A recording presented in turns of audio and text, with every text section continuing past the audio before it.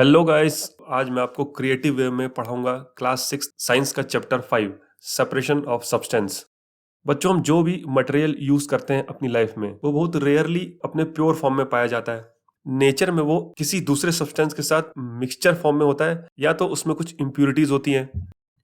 उस मटेरियल को अगर हमें यूज करना है तो हमें उस मिक्सचर से अलग करना होगा, या अगर उसमें इम्प्यूरिटीज है तो हमें उनमें से इम्प्यूरिटीज अलग करनी होगी। इस चैप्टर में हम पढ़ेंगे मटेरियल जिसे हम यूज करना चाहते हैं उसे हम मिक्सचर से सेपरेट कैसे करें या उसमें से इम्प्यूरिटीज कैसे हटाएं। सबसे पहले हम समझते हैं मिक्सचर क्या होता है। मिक्सचर होता है कॉम्बिनेशन अलग अलग सब्सटेंस का जो फिजिकली आपस में मिक्स्ड होते हैं पर उनके बीच में कोई केमिकल रिएक्शन नहीं होता। जैसे कि सॉल्ट वाटर। सॉल्ट को जब आप पानी में डाल के घुमाते हैं तो सॉल्ट वाटर में मिक्स हो जाता है। उन दोनों में आपस में कोई केमिकल रिएक्शन नहीं होता। अगर आप वाटर को बॉईल करें तो आप उसमें से सॉल्ट अलग भी कर सकते हैं।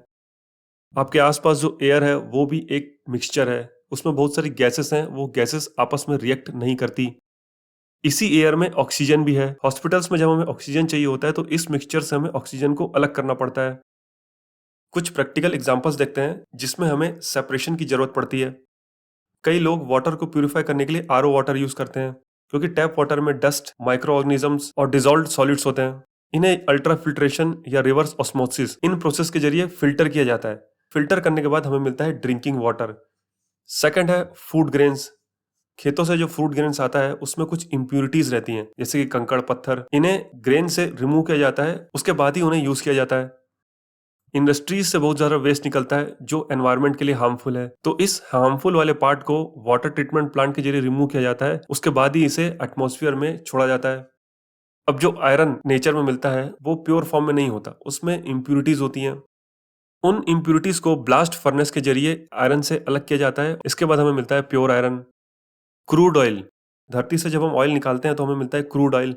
फिर इस क्रूड ऑयल को प्रोसेस करके इसमें से पेट्रोल, डीजल, केरोसिन ये सब निकाला जाता है।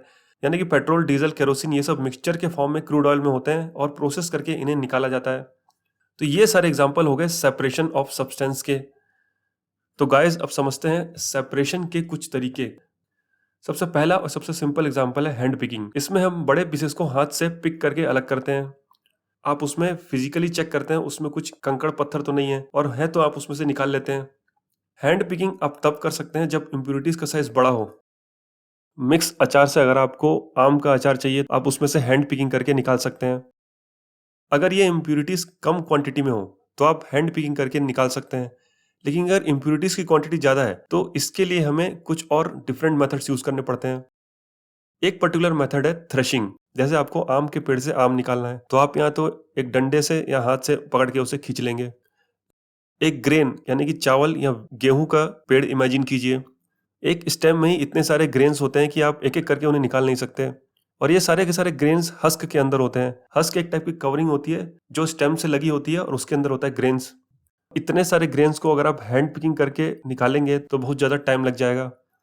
इसीलिए सबसे पहले इन ग्रेन्स के प्लांट को सन ड्राइड किया जाता है, फिर इन्हें बंच बना के ग्राउंड में रखा जाता है और फिर एक मेटल या वुडन पीस से इन्हें मारा जाता है। इस प्रोसेस को कहते हैं थ्रेशिंग। कभी कभी इन चीजों को ग्राउंड में बिछा के कैटल्स के एक झुंड को उनके ऊपर से निकाला जाता है जो कि इन ग्रेन्स की थ्रेशिंग करता है। थ्रेशिंग करने से ये सारे ग्रेन्स हस्क से निकल के बाहर आ जाते हैं। थ्रेशिंग मशीन यूज करके भी कर सकते हैं जिसमें ग्रेन्स हस्क से ऑटोमेटिकली अलग हो जाते हैं। अब नेक्स्ट प्रोसेस है विनोइंग। थ्रेशिंग के बाद हमें कंप्लीटली प्योर फूड ग्रेन्स नहीं मिलते, कुछ हस्क भी टूट के उनके साथ मिक्स हो जाते हैं। अब यहाँ पे ग्रेन्स का वेट थोड़ा ज्यादा होता है, हस्क का वेट कम होता है, तो हस्क को ग्रेन से अलग किया जाता है। इस प्रोसेस को कहते हैं विनोइंग। तो इसमें क्या करते हैं, ग्रेन और हस्क के मिक्सचर को एक पर्टिकुलर हाइट से गिराते हैं और एक तरफ फैन रख देते हैं। विंड के फोर्स से जो लाइटर पार्ट होता है वो उड़ जाता है और हैवियर पार्ट नीचे गिर जाता है। लाइटर हस्क उड़ जाता है और हैवियर ग्रेन नीचे डिपॉजिट हो जाता है। नेक्स्ट प्रोसीजर है सीविंग। सीव एक छन्नी होती है, छन्नी जिसमें आप चाय बनाने के बाद चाय पत्ती को छानते हैं। तो जब दो सब्सटेंस के साइज में डिफरेंस होता है या स्टेट में डिफरेंस होता है तो बड़े साइज के पार्टिकल को छन्नी से अलग कर सकते हैं। सॉलिड लिक्विड कॉम्बिनेशन में सॉलिड को लिक्विड से अलग कर सकते हैं। तो इसमें एक बिग सीव होती है, ऊपर में आप मिक्सचर डालेंगे, जो स्मॉल पार्टिकल्स होंगे वो नीचे निकल जाएंगे और बिग पार्टिकल्स उस सीव के साइज के हिसाब से रुक जाएंगे।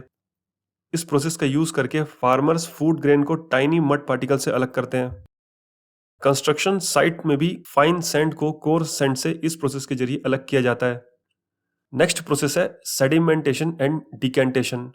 सेडिमेंटेशन का मतलब होता है अगर किसी वाटर टैंक में इम्प्यूरिटीज हों और उस वाटर टैंक को आप अनडिस्टर्ब्ड छोड़ दें 24 आवर से ज़्यादा के टाइम के लिए, तो वो जो इम्प्यूरिटीज हैं वो नीचे सेटल हो जाती हैं।